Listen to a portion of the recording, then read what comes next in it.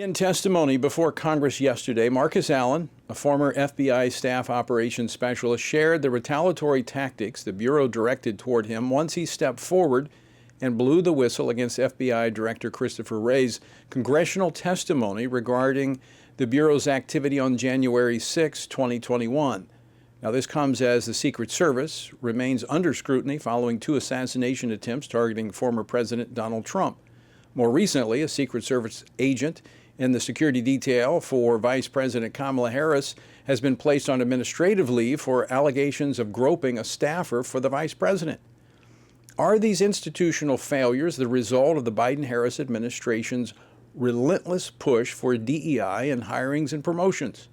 Joining me now to discuss this and more, Congressman Pete Sessions. He serves on the House Committee on Oversight and Accountability and the House Financial Services Committee. He represents the 17th Congressional District of Texas. Congressman Sessions, welcome back to Washington Watch. Tony, thank you very much. It's an exciting time as we move the nation, not just to voting, but the issues that will decide our future. And I cannot think of any time, and I've known you for 30 years, I cannot think of any time that would be more important for your voice, your message, and for people who believe in the same things we talk about on your show to come and be prepared, because it's about not just our future now, it's about our grandchildren. Right. We've got to be praying. We've got to vote. We've got to stand for truth in our government. And in one story after another involving federal agencies, which you've been around all your life, this isn't a lone bad apple. This appears to be a systemic problem now in our government. Well, in fact, it is. And it's a philosophy that is rooted in the idea that not only are white people racist, but that they need to make sure that the playing field is not only leveled, but includes people. And during a hearing that we had, I asked a simple question: does that mean that a person needs to be qualified? I believe in equal opportunity for African Americans, Hispanics, whoever the class, quote, class may be. But the question is, do they need to be qualified in the job that they would be performing? And the answer soundly came back, no, that doesn't matter. And that is the downfall of not only of government, but of anybody that falls victim, private industry, or anyone else, to move their business along. And this is where we are in 2024. So, Congressman Sessions, then what we're seeing playing out, the failed protection efforts of the president, the FBI agents stealing from those that they're going in to raid their homes. Is this the fruit of that philosophy? Well, it probably could be. In several instances, perhaps the Department of Justice, there's no real character standard that is important anymore. That character standard, when my father was FBI director, he proudly said that we would put those that were Eagle Scouts and people who served in the military in essence in a basket of their own, knowing that they have distinguished themselves in understanding not just character but love of country would be a part of it. And now country has nothing to do with it, the color of your skin or the social class that you may belong to.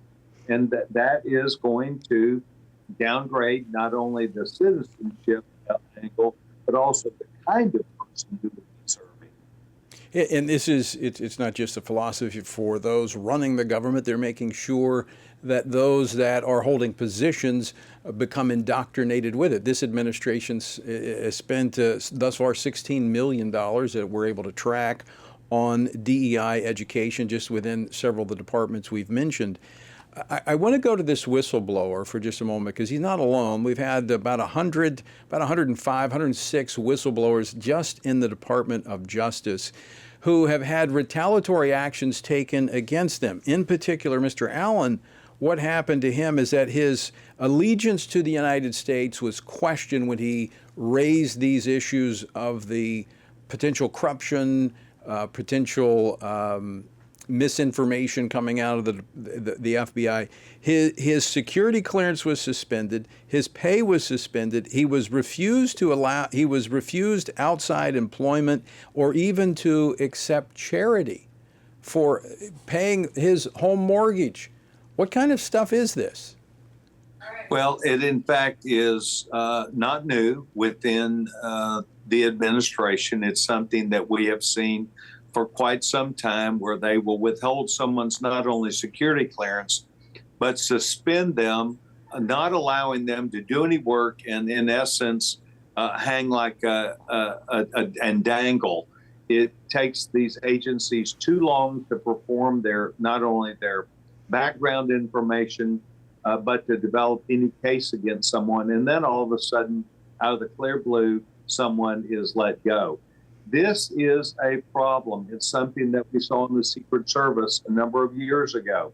I engaged the Secret Service in 16 and 17 about an agent where he was trying to move to another agency, and they did not like that. So they used that against him, his own security clearance against him, and brought up issues that he clearly had not only reported, but the agency did not even write down from his prior supervisor.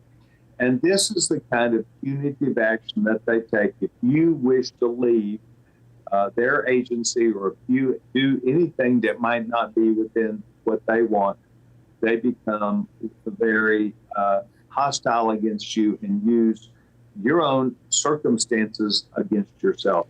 It's punitive and wrong. But it would also be signaling to others in the agencies that if you dare blow the whistle or step forward and give out information, look what will happen to you. We will ruin you. We will ruin your family. We will ruin your career. We'll destroy you. Well, and that and even more, Tony, because you know that within the government, and it's in particular within the United States military, the people that they want to promote will be promoted. And so it becomes, in essence, a class of an individual that seemingly meets what any administration would like. In this case, it has been, in particular, those that would affect and allow change, rapid change within the military without speaking up. And those people were kept, they were promoted, and they promoted others who were like them, rather than the traditional American military values of duty, honor, country, and service. And so that's why we have so many people that are willing to leave the military, not want to come to the military because of the things that happen well within the established ranks of who will make it and who will not be successful.